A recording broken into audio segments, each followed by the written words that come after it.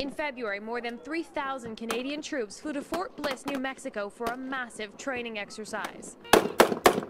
It brought together soldiers who will fight on the front lines, their leadership, and other key groups that will work together in Afghanistan. So far, we haven't had all the elements of the task force together. They were doing before, back in Canada, a lot of their individual training skills. So this is now an advanced level of training where we have all of the pieces together. One increasingly important part of the task force is Canada's provincial reconstruction team. I come to you today with a message of hope. Hope for your future. They do the work Canadians love to hear about, helping Afghans rebuild. But that can present a challenge when it comes to training. It's hard to train back home because it's hard to get the people together and trying to bring the scenarios to life so that people can practice. What we've been doing over the last few weeks is focusing in on making sure the soldiers understand their individual battle skills and be able to incorporate themselves, and also replicating a lot of the scenarios that we're going to be doing in theater. To replicate those scenarios, actors become key. Because of the locals here with the language, which is predominantly Spanish, and the actors are using that language, it does allow us to replicate some of the same conditions we're going to be facing in Afghanistan. There are villagers speaking in a different language, actors portraying members of the Afghan National Army and police. We just brought the helicopter. And people portraying media. Back a little bit further, please. Just stop you in a minute. With everyone in character, the soldiers must put themselves in Afghanistan and play out their role as they will overseas. The idea here is to really deliver a message that the government of Afghanistan and ISAF, as well as the UN and other NGOs, are really working as a team to get these people back home.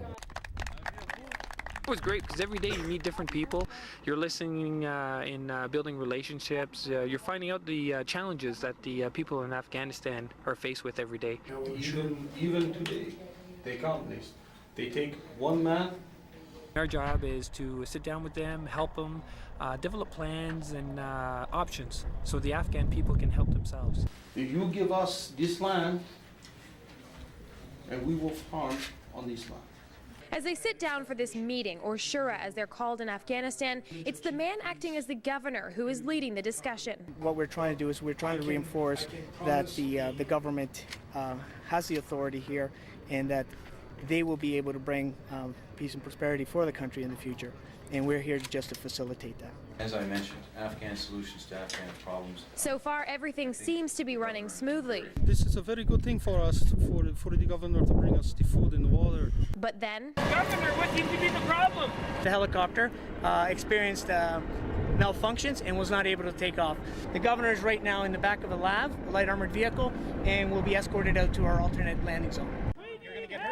But suddenly we are under attack, and the scenario quickly shifts from a feel-good photo op to a battle scenario. The medics are in there taking care of the people. A reminder to the troops of the dangers they still face in Afghanistan. You still need that battle group capability that has lots of integral assets that can conduct those warfighting operations to clear and secure areas so that we can then bring in the developmental part. Right now in Kandahar we have three focus that we're working on. We have the governance, we have the development, and we have the security piece. None of them can work in isolation.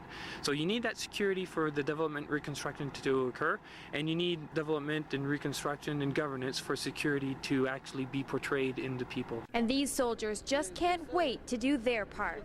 It's any soldier's desire to go out and do good outside their country and represent the nation.